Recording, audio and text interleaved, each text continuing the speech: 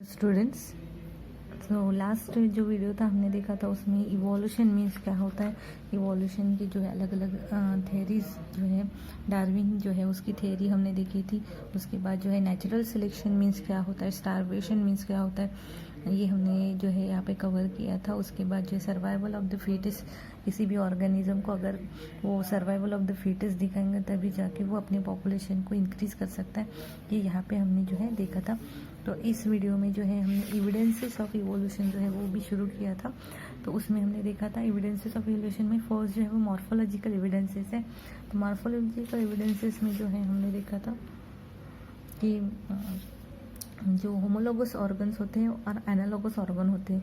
जैसे कि morphological evidences जो होते हैं उनमें एनालोगस ऑर्गन जो होते हैं उनमें क्या होता है, उनका इवोल्यूशन जो होता है वो दूसरे कन्वर्ज हो जाता है। कन्वर्ज मीन्स क्या होता है कि उनकी जो एनवायरमेंटल कंडीशन है उसके अकॉर्डिंग जो है उनके फंक्शन जो है वो डिफरेंट हो जाते हैं। तो दैट मीन्स उसका जो बेसिक स्ट्रक्चर होता है वो जो होता है डिफरेंट होता है, लेकिन उसका जो फंक्शन होता है वो सेम होता है, उनका अपीयरेंस जो है वो सेम होता है। इसीलिए जो हम बोल सकते हैं कि उनका जो डेवलपमेंटल ओरिजिन होता है वो एक ही एंसेस्टर से आता है।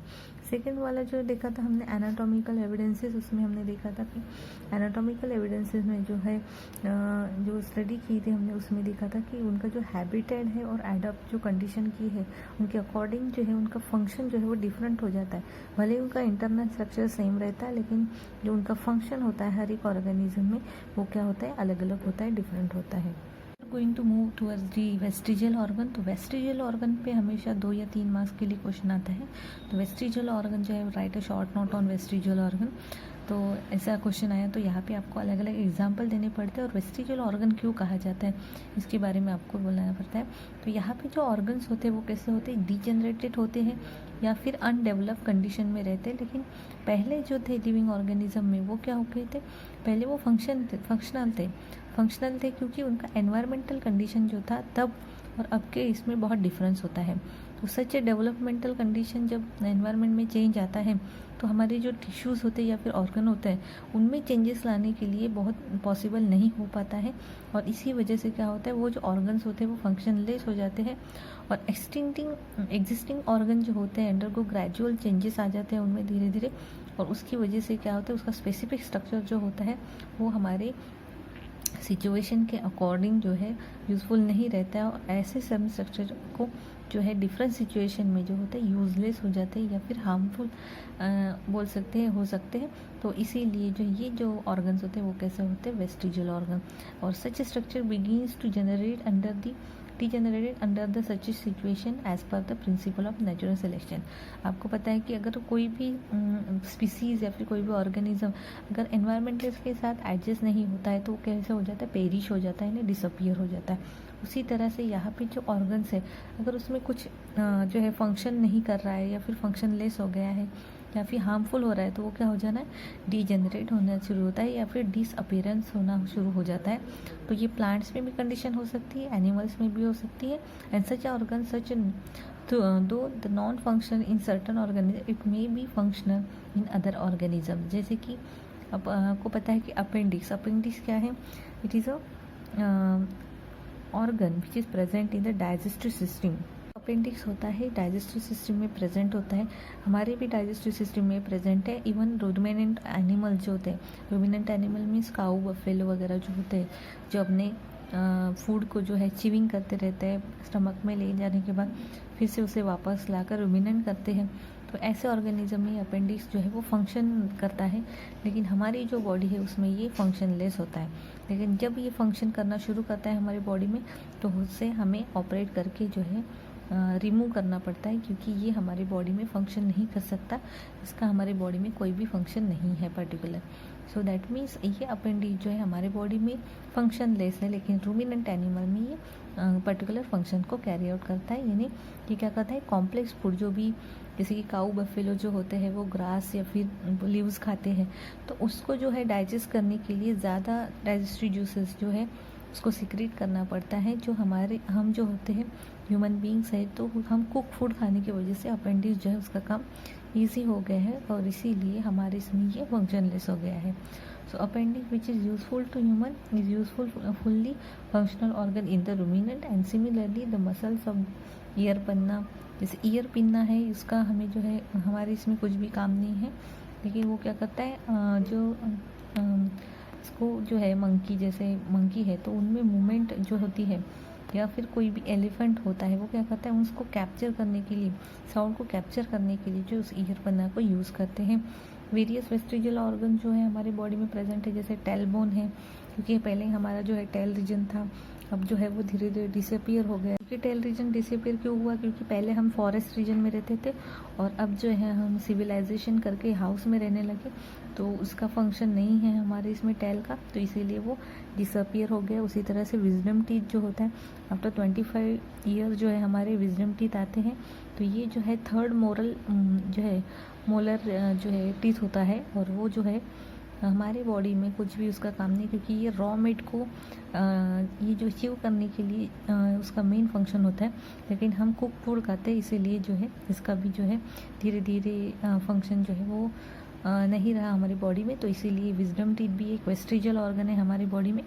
उसी तरह से जो है बॉडी विथ हेयर्स, तो पहले जो थे जैसे मंकी है, एब्स जो है वो जो है क्लोथ्स को यूज़ नहीं करते हैं, इसीलिए उनकी बॉडी पे जो है बॉडी हेयर्स होते हैं जो उन्हें अलग अलग टेम्परेचर में जो है प्रोटेक्ट करते हैं। तो हम क्लोथ्स यूज़ करते हैं, इसीलिए जो है धीरे धीरे ह्यूमन बींग्स में जो है हेयर्स जो है डिसअपियर होना शुरू हो गया बॉडी में से, तो that is the vestigial organ. तो ये सेकंड जो है थर्ड ये आपके इसमें एविडेंसेस है जो प्रूव करता है कि किसी भी जो स्पीसीज़ है, जैसे हमारे इसमें इवोल्यूशन हुआ है, इसीलिए ये जो ऑर्गन्स हैं हमारे इसमें कोई भी काम नहीं करते, ये फंक्शनलेस हो गए हैं। देन पैलेंटोलॉजिकल एविडेंसेस मीन्स क्या होता है, the study of fossils is called palaeontology. किसी भी फॉसिल्स की स्टडी को क्या किया जाता है, पैलेंटोलॉजी। पैलेंटोलॉजी में क्या होता है, फॉसिल्स जो है उसको कलेक्ट किया जाता है डिफरेंट लेवल से, डिफरेंट डेप्थ से, और उसके बाद जो है उसमें अंदर जो है उनके इम्प्रेशंस जो है ऑर्गेनिजम्स के या फिर उनके जो बोन्स है उनको कलेक्ट किया जाता है और उनकी स्टडी की जाती है। तो यहाँ पे आपकी इसमें डायग्राम दी हुई है कि अलग अलग लेवल यानी अलग अलग डेप्थ के ऊपर अलग अलग लेवल्स है, और उसमें जो है ऑर्गेनिज्म, जैसे कि यहाँ पे रैबिट दिखाया गया है तो वो क्या है अभी मरा है, तो वो सबसे ऊपर लेयर में प्रेजेंट होगा, और जो प्रीवियस एनिमल थे, एंशंट एनिमल थे, वो जो है उनके जो फॉसिल्स हैं हमें लास्ट लेयर में या फिर बहुत अंदर जो है नीचे के लेयर में मिलेंगे।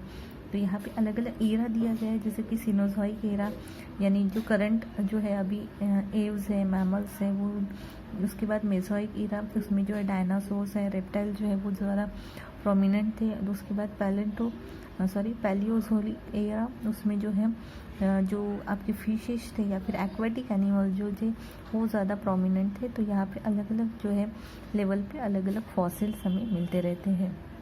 तो इन दिस कार्बन डेटिंग यहाँ पे जो है किसी भी फॉसिल्स की अगर हमें एज फाइंड आउट करनी है फॉसिल्स की, तो हमें एक स्पेशलाइज्ड मेथड होती है that is called carbon dating method. और इस कार्बन डेटिंग मेथड में क्या होता है कि किसी भी एज जो है फॉसिल्स का वो फाइंड आउट किया जाता है। कोई भी ऑर्गेनिज्म, एनिमल, प्लांट्स जो होता है वो क्या करता है, कार्बन जो है वो कंटिन्यूसली कंज्यूम करते रहता है, खाते रहता है कार्बोहाइड्रेट्स के फॉर्म में, प्रोटीन्स के फॉर्म में। बट जब उसकी डेथ हो जाती है तो क्या हो जाता है, उसमें जो बॉडी में उसके कार्बन होता है, जबकि C14 नाम का जो कार्बन होता है उसका जो परसेंटेज है धीरे धीरे डिक्रीज होने लगता है। हमारी बॉडी में जो है दो टाइप्स के कार्बन होते हैं, एक होता है C14 और एक होता है C12। तो C14 जैसे ही हम मरते हैं तो उसका रेशो जो है धीरे धीरे कम होने जाता है, लेकिन C12 जो होता है उसका जो रेशो होता है वो कांस्टेंट होता है, क्योंकि वो कोई भी रेडिएशंस नहीं एक्टिव करता है, इसीलिए वो नॉन रेडियो एक्टिव होता है। लेकिन C14 जो होता है वो रेडियो एक्टिव होता है, इसलिए उसका परसेंटेज धीरे धीरे कम होता है। तो इन दोनों के रेशो से हम फाइंड आउट कर सकते हैं कि कौन से फॉसिल का कितना एज है। तो स्टडी ऑफ पैलेंटोलॉजी जो होता है इसमें कार्बन डेटिंग जो है वो मोस्टली यूज़ किया जाता है, और जो साइंटिस्ट होते हैं वो हमेशा फॉसिल जो होते हैं उनकी स्टडी जो है कंटिन्यूसली चलती रहती है, और वो हमेशा एज जो है वो कैलकुलेट करते रहते हैं बाय दिस मेथड। आप लोग का कनेक्टिंग लिंक मीन्स क्या होता है, दो स्पीसीज़ या फिर दो ग्रुप्स के बीच में कुछ ना कुछ कनेक्शन होना। तो इसमें क्या होता है, कुछ ऐसे प्लांट्स होते हैं और कुछ एनिमल्स होते हैं जिनमें क्या होता है इस तरह के कैरेक्टरिस्टिक्स होते हैं जो क्या करते हैं एक दूसरे को वो मैच करते हैं, उसे हम कनेक्टिंग लिंक बोलते हैं। जैसे कि यहाँ पे पेरीपेटस है, इसकी जो बॉडी होती है वो सेगमेंटेड होती है और क्यूटिकल लेयर उसमें प्रेजेंट होता है। उसी तरह से जो एनिमल होता है आर्थ्रोपोडा ग्रुप में, वो क्या करते हैं उनके साथ जो है उस कैरेक्टर्स को मैच करते हैं। यहाँ पे एनिमल जो है एनेलिडा और आर्थ्रोपोडा क्या है, ये आप जो लेसन आएगा आपका एनिमल क्लासिफिकेशन, उसमें आप देखेंगे कि एनेलिडा में कैसे एनिमल्स आते हैं और आर्थ्रोपोडा में कैसे एनिमल्स आते हैं, और उनमें फिर मैं आपको बताऊंगी कि कनेक्टिंग लिंक कैसे होता है जब आपको वो पर्टिकुलर एनिमल जो है वो पता चलेगा। दैट मीन्स यहाँ पे आपको यही समझना है कि अगर एक ग्रुप है तो उसका दूसरे ग्रुप से कनेक्शन होना, that is called the connecting link. उसके बाद जो है एम्ब्रोलॉजिकल एविडेंसेस यहाँ पे दिया है। तो एम्ब्रोलॉजिकल एविडेंसेस में जो है उनकी एम्ब्रोलॉजिकल कंडीशन जो होती है, यानी प्रीवियस कंडीशन, जब एग्स जो है उसके बाद एक पर्टिकुलर टाइप का एम्ब्रियो प्रोड्यूस हो जाता है, तो उसके बाद जो है उनके जो स्टेजेस है, यहाँ पे आप देख रहे हो कि सब जो स्टेजेस है सभी एनिमल्स के, यहाँ पे एनिमल्स के नाम दिए हुए हैं, पर्टिकुलर मैन इवन और फिश, सैलामेंडर जो है, चिकन है या फिर पीग है। तो इनके जो प्रीवियस स्ट्रक्चर है एम्ब्रियोलॉजिकल स्ट्रक्चर वो यहाँ पे सेम है, लेकिन जैसे जैसे उनमें डेवलपमेंट होने लगता है तो उनमें चेंजेस आना शुरू होता है। दैट मीन्स इनिशियल स्टेज में सबका जो है स्टेज जो है वो सेम रहता है। दैट मीन्स उनमें कुछ ना कुछ सिमिलैरिटी है, उनमें कुछ ना कुछ कॉमन ओरिजिन है, इसीलिए उनमें जो है इस तरह की सिमिलैरिटी जो है वो हमें दिखती है।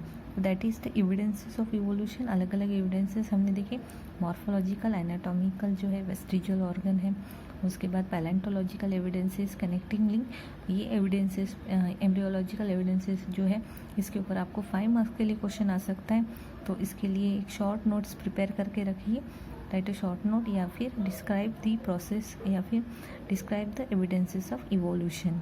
तो इस तरह से इसका क्वेश्चन आ सकता है। Thank you very much.